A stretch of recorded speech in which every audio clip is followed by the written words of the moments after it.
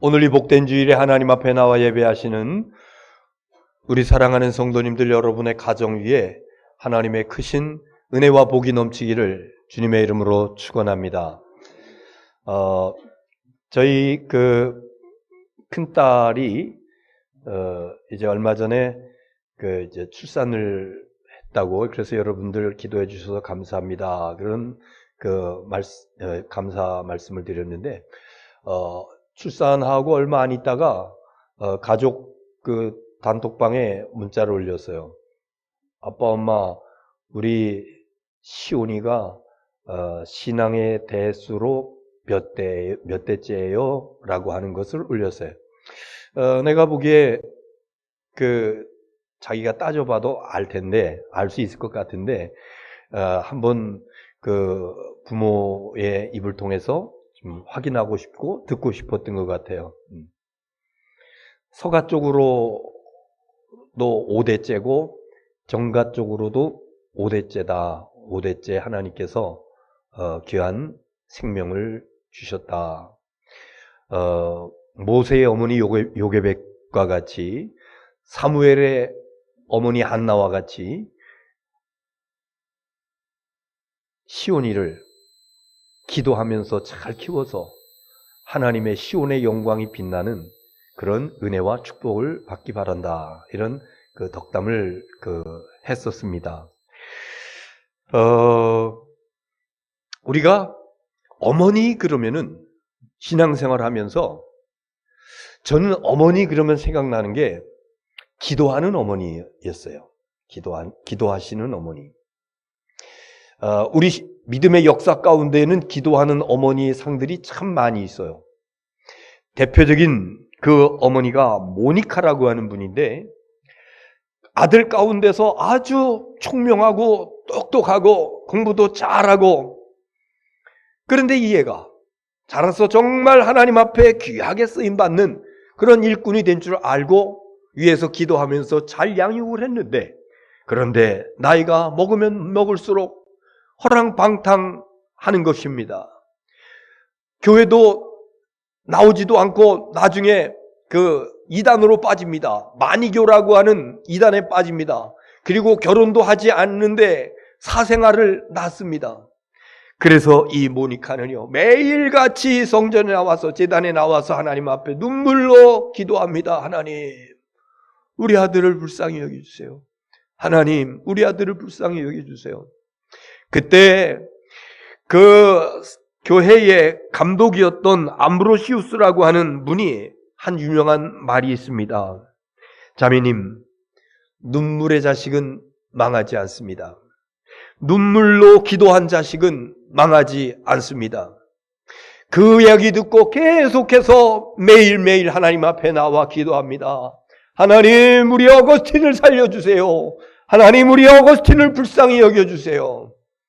나중에 그가 32살에 하나님을 만납니다. 극적으로 하나님을 만납니다. 음성을 듣고 어떤 환상 가운데서 성경 말씀을 펴서 읽고 보는 어떤 이런 것을 보면서 하루아침에 순간적으로 싹 변화됩니다. 그동안에 허랑방탕했었던 것, 향락에 취했던 것 싹 벗어버리고, 그리고 믿음에 정진하고 신학을 공부하고, 그러면서 나중에는요, 어거스틴 앞에 한 글자가 붙습니다. 성 어거스틴이 됩니다. 탕자가 변해서 성자가 된 줄로 믿습니다. 기도의 자식은 망하는 법이 없습니다. 그래서 신앙의 대수가 몇 대라고 하는 것 물론 중요합니다. 그러나 그것보다 더 중요한 것이 있습니다. 지금 내가 내 자녀를 위해서, 내 손자녀를 위해서 얼마나 눈물로 기도하느냐, 이것이 더 중요해요. 언젠가 제가 아는 선배 목사님이 저한테 그런 얘기를 해요. 소목사, 난 소목사가 부러워. 뭐가 부러워요? 내가 보기에 부러울 것이 없는 그런 분인데 뭐가 부러워요? 소목사는 부모님들이 또 할머니가 기도를 많이 해서 목회가 순탄한 것 같아. 난 안 그래. 근데 보니까 정말 그 선배님은 집안에서 어른들이 기도하는 어른들이 없었어요. 그러니까 아마 그게 좀 부러웠던 거야. 우리 안산에 그 아버지 집에도 한번 왔던 그런 분인데 그런 얘기예요. 겉으로는 이제 그 내색을 안 했지만은 속으로 선배님 맞습니다. 제가 오늘 이렇게 강단에 서서 목회할 수 있는 거 어머니, 아버지 그리고 할머니 새벽마다 눈물로 기도하신 그 기도 덕분에 제가 이렇게 있습니다. 이런 것을 속으로 이렇게 새겼던 기억이 납니다. 우리 김제교회 사랑하는 어머니, 아버지 그리고 할머니, 할아버지 여러분, 우리가 자녀들에게 줄 수 있는 것, 우리가 손자녀들에게 줄 수 있는 최고의 선물이 뭐냐? 바로 그들을 위해서 눈물로 기도하는 것, 하나님께 맡기면서 하나님의 은총을 구하면서 하나님 우리 아들, 딸을, 하나님 우리 손자녀들을 주님께서 붙잡아 주시고 주님께서 만나 주시고 주님께서 이들의 앞길을 인도해 주시옵소서. 눈물로 기도하는 것이 가장 큰 선물인 줄로 믿습니다. 여러분의 그 기도가 하나님 앞에 상달되어져서 존 웨슬리 같이, 성 어거스틴 같이, 그리고 모세와 같이 기도하는 어머니에 의해서 이들이 하나님의 은혜와 축복으로 세움받는 복된 가문, 복된 자녀, 손자녀들이 될 수 있기를 주의 이름으로 축원합니다. 가정의 그 역사가 참 중요합니다. 역사의 뿌리를 찾는 것이 참 중요합니다. 만약에 내 가정의 신앙의 역사의 뿌리가 별로 없다고 그러면 지금부터 그 뿌리를 든든히 내리면서 깊이 뿌리 박으면 됩니다. 나라도 뿌리가 중요합니다. 그 나라의 그 뿌리 뭡니까? 이게 역사입니다. 그래서 역사를 자꾸 고대 상고 이러면서 다 올라가는 겁니다. 그래서 우리 한반도의 나라가 언제부터 어떻게 시작고 이 뿌리를 찾는 것 참 중요합니다. 교회도 역시 마찬가지입니다. 요즘 우리가 사도행전, 새벽기도 시간에 사도행전을 나가고 있는데 사도행전이 초대교회가 시작되어지는, 교회가 태동되어지는 그 정말 그 흥미진진하고 아주 재미있는 그런 성경을 우리가 지금 읽어 나가고 있는데 교회의 역사 참 중요합니다. 우리 기독교 대한감리회의 역사를 교리와 장정이라고 하는 그런 두꺼운 책이 있습니다. 이것은 마치 한 나라의 법전이 있다 그러면은 교회에는 교리와 장정이라고 하는 그 법전과도 같은 그런 책이 있습니다. 그 맨 처음에 역사와 교리라고 하는 제 1편에 이것이 나와 있습니다.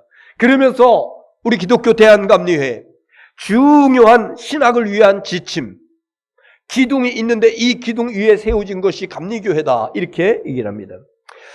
우리가 5월 마지막 주에 존 웨슬리 회심주의를 지냈는데요.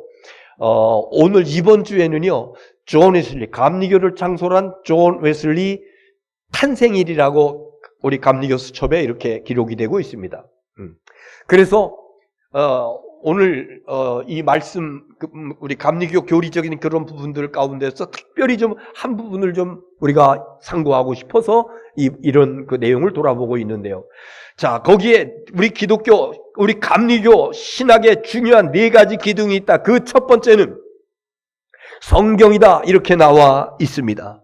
성경이야말로 우리의 신앙의 표준이 되고 하나님의 계시이고 예수 그리스도에 대한 증언이고 믿음의 원천, 이것은 바로 가장 뿌리가 되는 성경 하나님의 말씀이다. 이렇게 시작하고 있습니다. 그 다음에 두 번째는 전통입니다. 우리 감리교 전통은요, 초대교회로부터 시작되어지는 거로 교리와 장정에 나와 있습니다. 그래서 초대교회의 역사, 말씀드렸듯이 사도행전, 그리고 거기서부터 계속 이어집니다. 중세교회사, 종교개혁사, 현대교회, 그리고 한국 기독교의 역사 가운데서 우리 감리교회의 역사, 이런 것들이 전통을 중요시하는 교단에서 생각하는 이런 중요한 것들이죠. 그 다음에 세 번째가 체험입니다. 체험은 나중에 보고요. 그 다음에 네 번째가 이성입니다.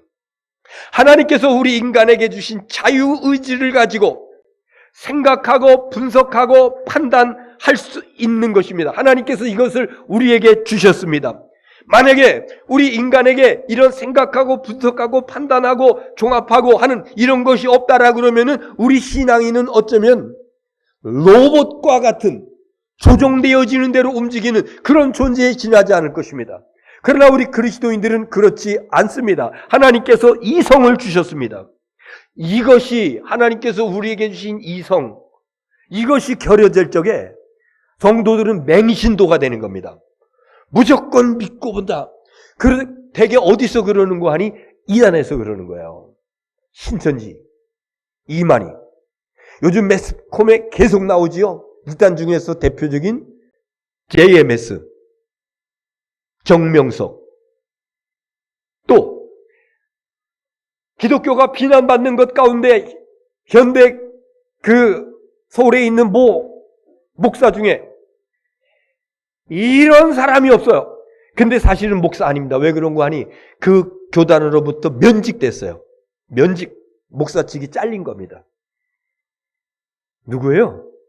누구라고 얘기는 안 하겠습니다. 거기 왜 사람들이 따라다니면서 광화문 앞에서 막 시위를 하고 막 그러고 그럴 적에 거기 따라하면서 와 왜 그래요?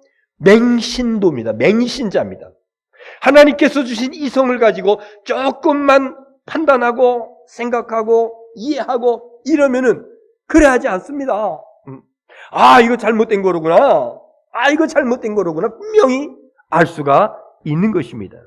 그래서 이성은 하나님께서 우리에게 주신 놀라운 은혜요, 축복이요, 선물인 줄 믿습니다.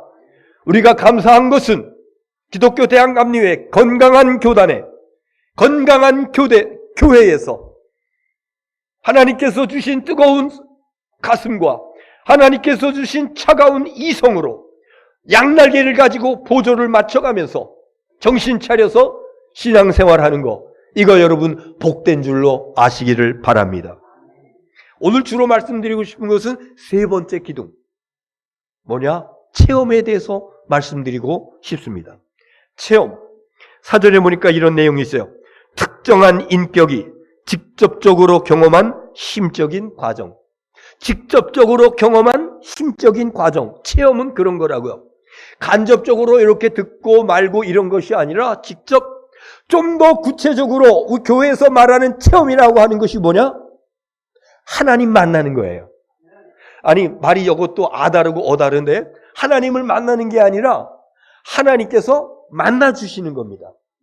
기독교는요, 내가 하나님을 만나고 싶다 그래서 그러다가 만나는 게 아니야. 하나님께서 만나주시는 겁니다. 하나님께서 먼저 와주시는 겁니다. 이것을 신학적으로 선제은총이라고 그럽니다. 하나님께서 먼저 섭리하시는 거예요. 하나님께서 먼저 우리 가운데 와주시는 거야. 그리고 우리를 만져주시고 우리를 뜨겁게 하시고 눈을 열어주시고 귀를 열어주시고, 그래서 이전에 경험하지 못했던, 이전에 생각하지 못했던, 이전에 보지 못했던 그 놀라운 신비로운 믿음의 세계를 볼 수 있고 믿을 수 있고 인정할 수 있는 이 놀라운 역사가 하나님께서 만나주시는 체험으로 인해서 나타나게 되는 줄 믿습니다. 감리교 목사가 되기 위해서는요, 최소한 6년 이상 공부를 해야 됩니다.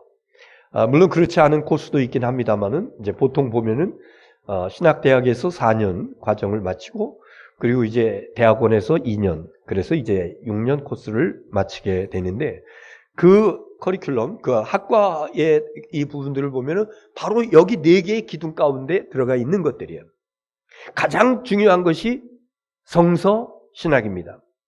그래서 제 1학년 1학기 때 들어가서 공부하는 것이 신약개론, 구약개론, 개론을 배우고, 또 그 다음 학기에 또 성경 중에서 바울서신이라든가, 사복음서라든가, 공간복음서라든가, 아니면은 사도행전, 아니면은 신약 주석, 이러면서 매 학기마다 성서신학을 공부합니다. 한 학기도 빼놓지 아니하고 성경에 대한 그 3학점을 이수를 해야 되는 것이죠. 그것뿐이 아닙니다.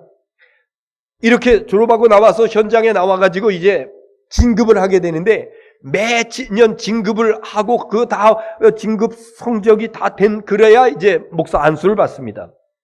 그럴 적에 가장 점수가 안 나오고 그것으로 인해서 탈락하고 이런 그 주내원 가정에 있는 전도사들의 모습을 보면 가장 힘든 게 성경이에요.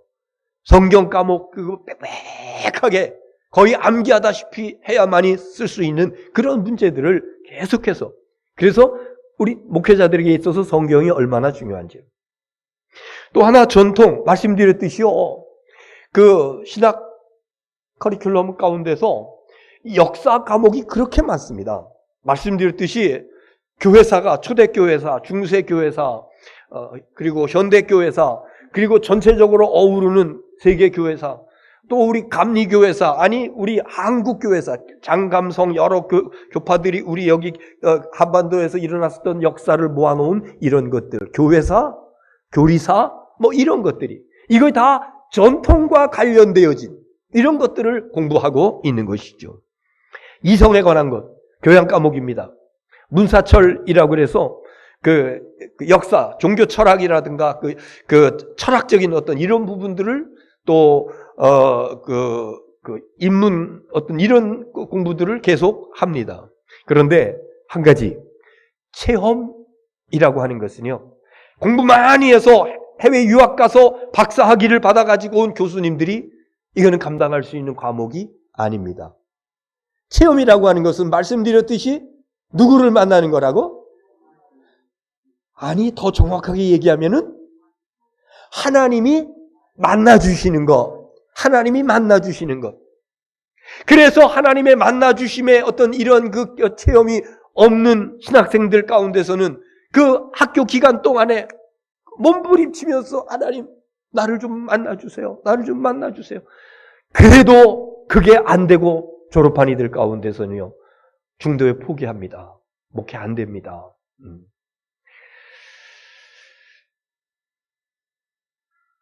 제가 이런 이야기들을 어쩌다가 하면은 어떤 분들은 그래요. 우리 유튜브를 보면서 서 목사님 혹시 신비주의자 아닙니까? 체험을 얘기 많이 하니까 신비주의자 아닙니까?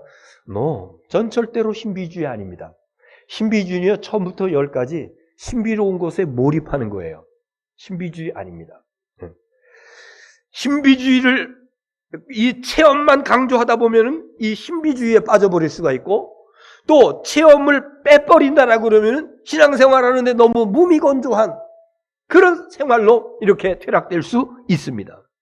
어거스틴이 하나님을 만나는 놀라운 체험함으로 인해서 성 어거스틴이 된 것과 마찬가지로, 사울이라고 하는 청년이 다메섹 도상에서 예수님을 만남으로 바울이 되는 이런 역사가 나타난 것과 마찬가지로, 존 웨슬리 목사님이 올더스 게이트 거리에서 거기 그 집회 가운데서 로마서 서문을 사회자가 읽어주는데 그거를 듣는데, 저 뒤에 앉아서 듣는데 뜨거워짐을 느꼈다. 우리 하나님께서 만나주시는, 거기서 감리교회가 새롭게 태동되어진 것입니다.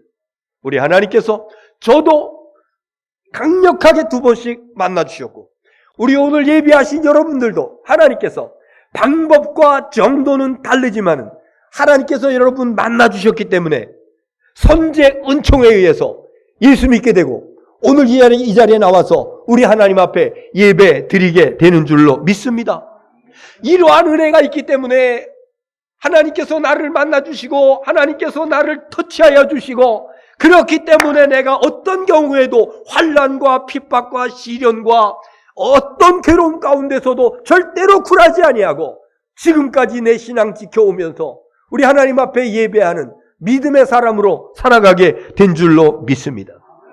하나님께서 만나주시지 않았던, 하나님 만나는 그 체험이 없었던 사람들은요, 제가 목회하면서 보니까 신앙생활 정말 힘들게 해요.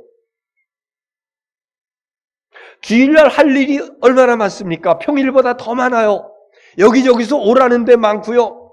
그리고 한 주간 동안 열심히 일하느냐고 피곤하니까 쉬고 싶고요. 그래서 주일날 한 달에 4번, 5번인데 그저 어쩌다가 한 번 교회에 나와요. 나머지는 그냥 하나님 잊어버리고, 헌금을 드릴 때에도요, 하나님 감사해요. 이렇게 어려움 가운데서도 하나님 공급해 주시니 그러면서 감사함으로 하나님 앞에 예물을 드린 분들이 있는 반면에 이게 너무 아까워가지고 부들부들 떨면서 그러면서 헌금을 드릴 때마다 갈등하는 그런 이들이 있습니다. 봉사하고 헌신하고 이럴 적에도 마찬가지입니다. 내게 있는 재능과 기술과 능력과 건강을 가지고 교회에서 무엇인가를 감당하게 될 적에 이것이 아깝습니다. 마치 다른 집에 가서 일당을 받고 무슨 일하는 어떤 그런 어떤 개념으로 나 있기 때문에 아까워요. 그러나 하나님께서 만나주시는 놀라운 은혜와 축복을 경험한 사람들은요, 주일은 무슨 일이 있어도 하나님 앞에 나와서 당연히 예배하는 날이야. 이것을 안 하고 오히려 다른 곳에 가 있으면 이건 마음이 불안해. 이건 아니야. 그래서 주일날이 기다려지고, 그래서 주일날 다른 날보다 더 일찍 일어나서 준비하고 단장하고 예배 드리려고.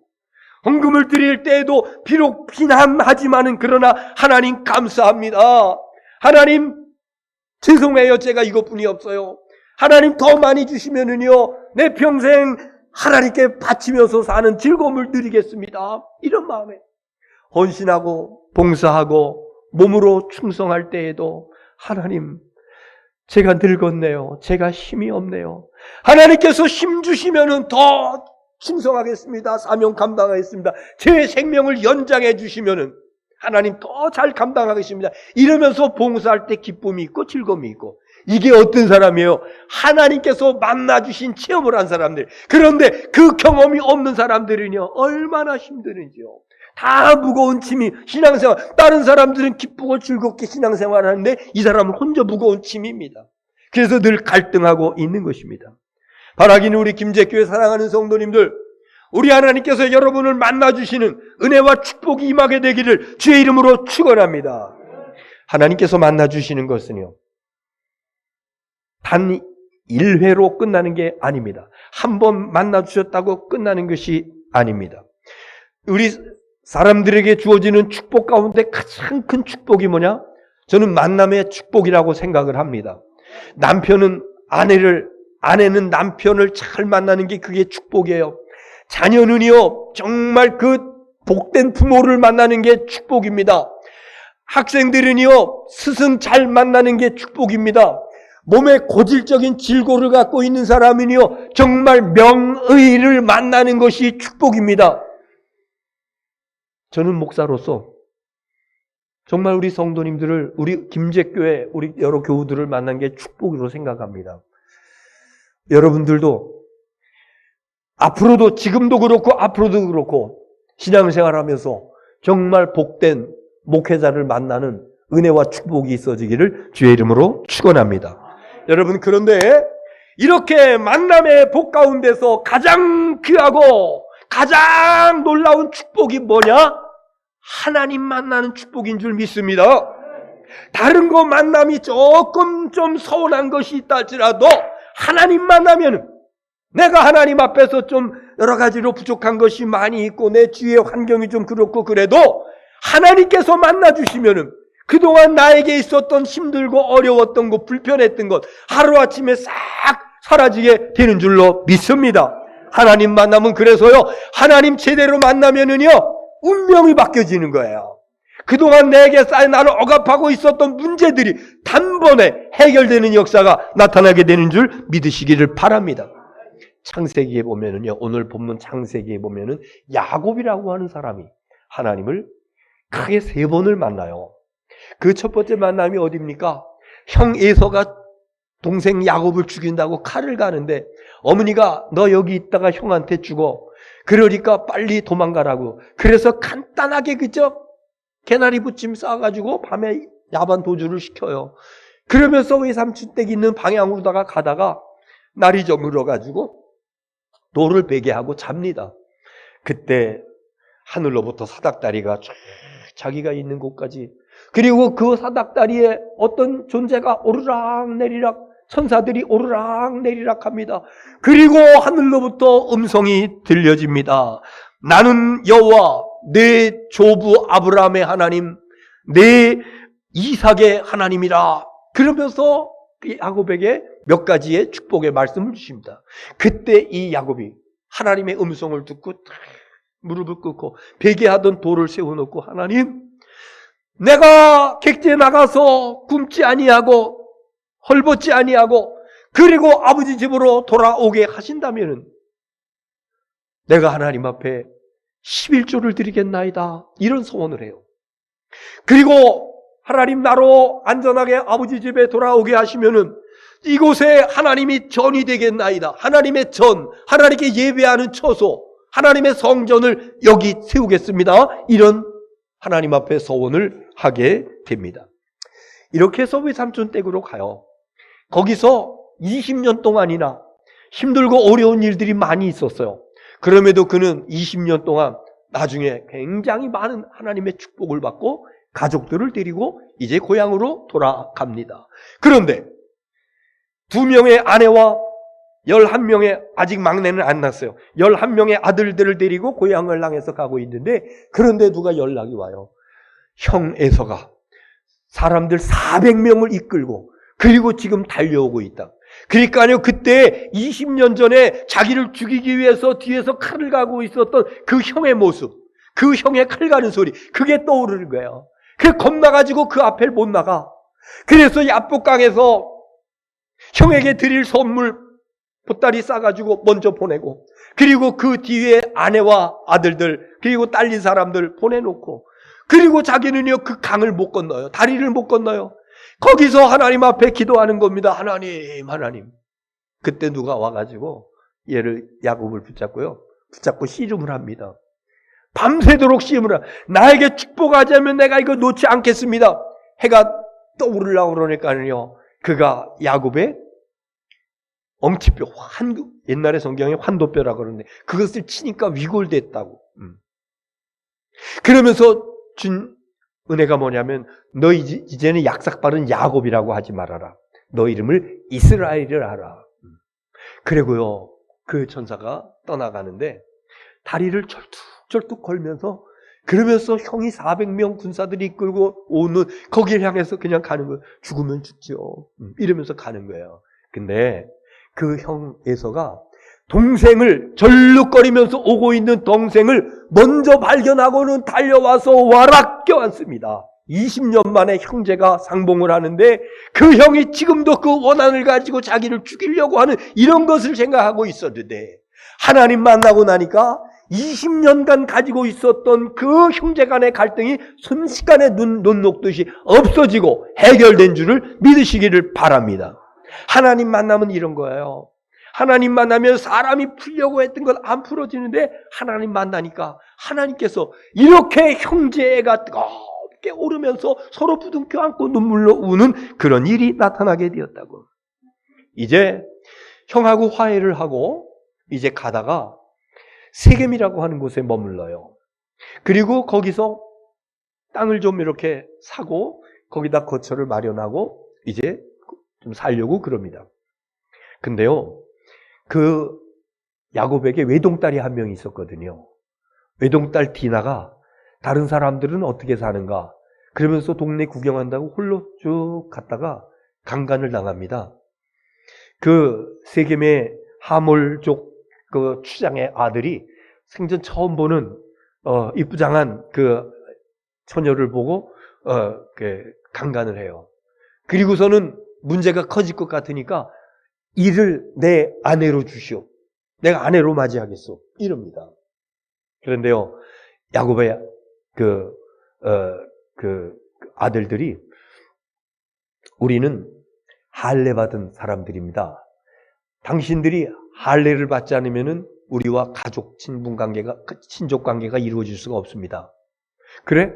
그럼 우리가 할례 받을게. 그래서 한날 한시에 그 하몰족 남자들이 다 할례를 받아요.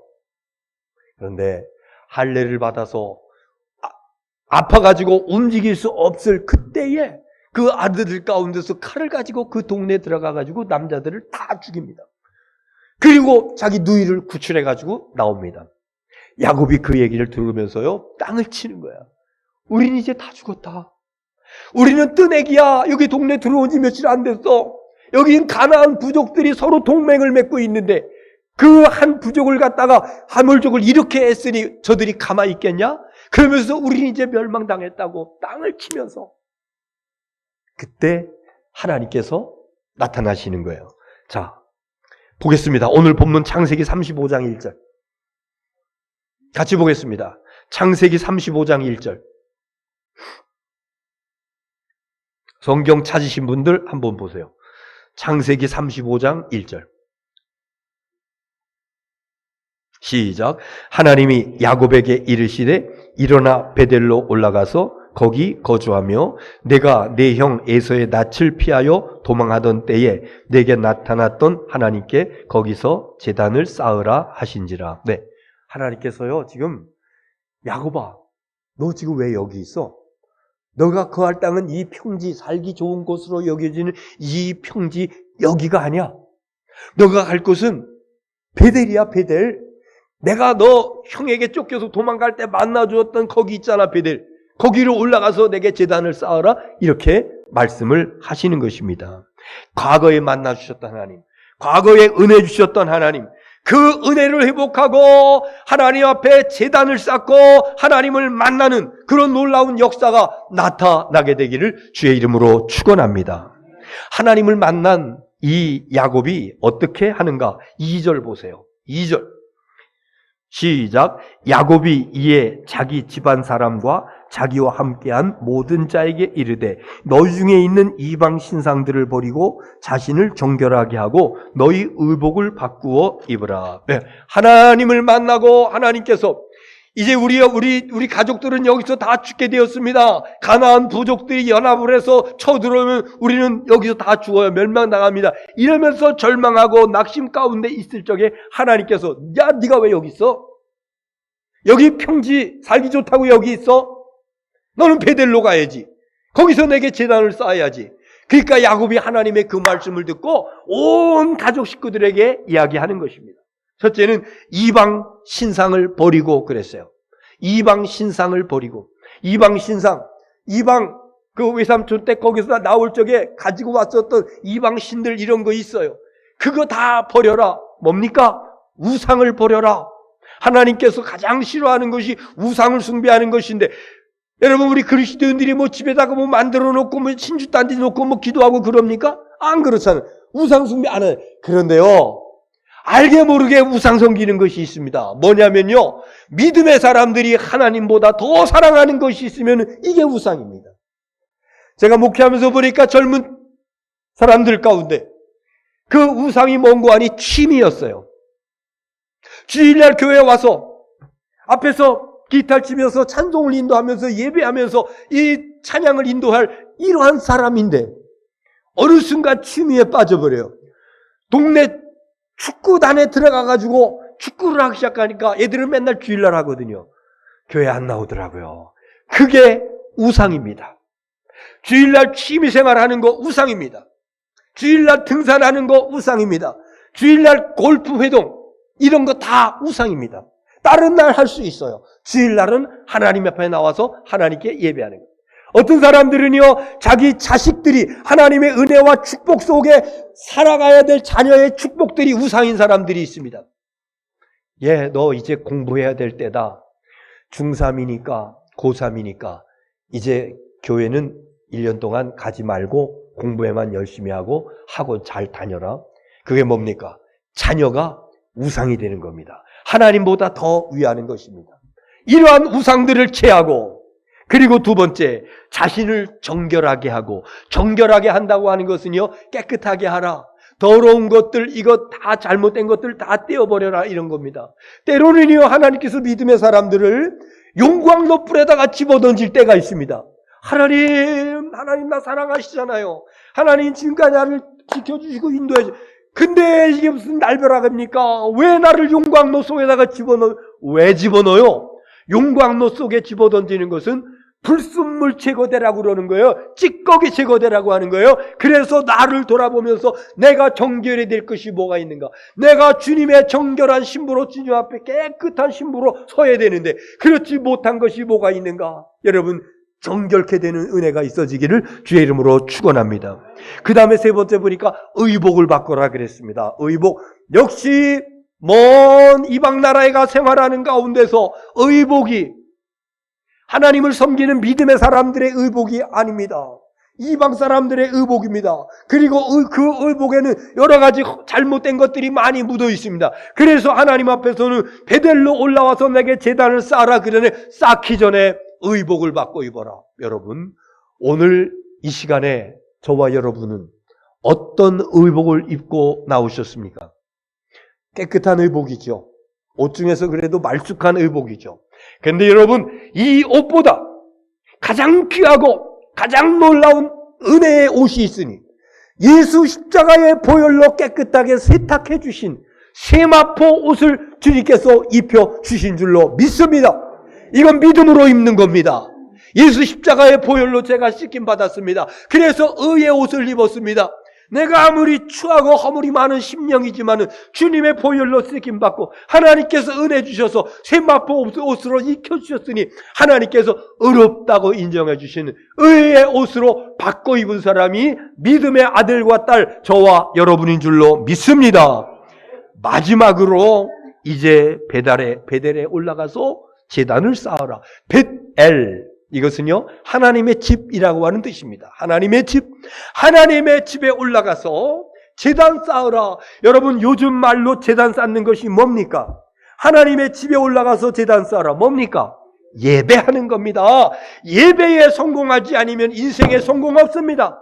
세상에서 돈 벌고 바쁘고 분주하게 사는 것도 중요하지만 만복의 근원이신 아버지, 생사화복을 주관하신 아버지, 아버지께서 은혜 주시고 복 주시지 않으면은 이 모든 것 다 수포가 되어지는 거예요.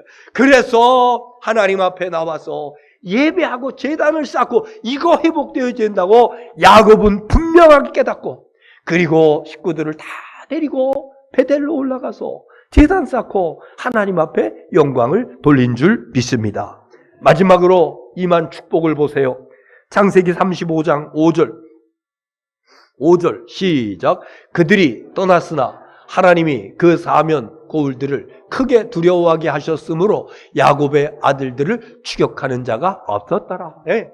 야곱과 그의 아들, 그의 식구들이 떠났어요. 하나님께서 베델로 가라, 그러니까 떠났어요. 그런데 바로 얼마 전까지만 해도 떠나면 그 길 중에서 가나안 부족들이 연합군을 형성해가지고 달려와가지고 완전히 멸절시킬 줄 알았는데, 그런데 그들이 떠났으나 하나님이 그 사면 고울들로 크게 두려워하게 했으므로 가나안 원주민들이 크게 두려워했답니다. 그래서 야곱의 아들들을 추격하는 자가 없었더라.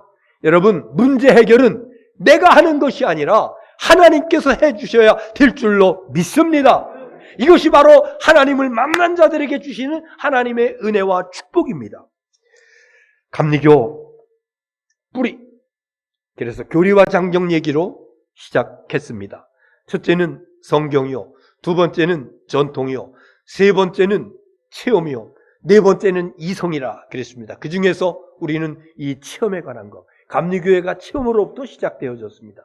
저는 지금도 설렙니다. 코로나 전서부터 우리 지방에서 몇 년 동안 준비해가지고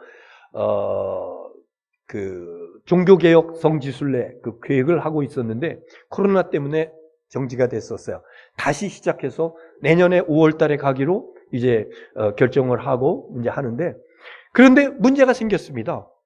처음에 예상했던 액수보다 여러 가지로 인해 가지고 뭐 올라갔어요. 그랬더니 일부에서 그러면은요, 영국 코스를 뺍시다. 영국 코스를 빼면은 최소한 한 4, 50만 원 이상 이게 다운이 됩니다. 근데 또 그 정도 절감이 된다니까 많은 목회자들이 그러자고. 아닙니다. 나는 영국을 가기 위해서 갑니다. 왜? 존 웨슬리의 흔적들이 거기 다 있습니다. 그 올더스 게이트, 그 존 웨슬리가 회심한, 그리고 감리교회 박물관 거기 있습니다. 그리고 존 웨슬리 채플 거기 있습니다. 그리고 존 웨슬리의 무덤 거기 있습니다. 저는 그곳에 가서 냄새를 맡고 거기서 그 흔적들을 보고, 그래서 우리 감리교를 시작한 존 웨슬리가 어떤 분이었는가라고 하는 것을 또 한번 경험해보고 싶어서, 그래서 내일 모레 화요일 날 최종 결정을 하는데, 어저께 감리사님하고 통화를 했는데 그렇게 결정될 것 같습니다. 이제 그러더라고요. 네. 여러분, 우리 신앙의 뿌리 참으로 중요합니다. 존 웨슬리의 신앙의 뿌리 참 중요합니다. 교리와 장정에 있는 그 네 가지의 그 기둥 위에 세워졌다고 그러는데 그 중에서 특별히 중요한 것, 체험을 다른 말로 하나님께서 만나주시는 것. 특별히 야곱의 그 신앙을 빌릴 것 같으면 우상을 버리고 자신을 정결하게 하고 의복을 바꾸고 그리고 제단에 올라와 하나님 앞에 제단을 쌓고 하나님께 예배하라. 우리 하나님께서 만나주실 줄 믿습니다. 기도하겠습니다.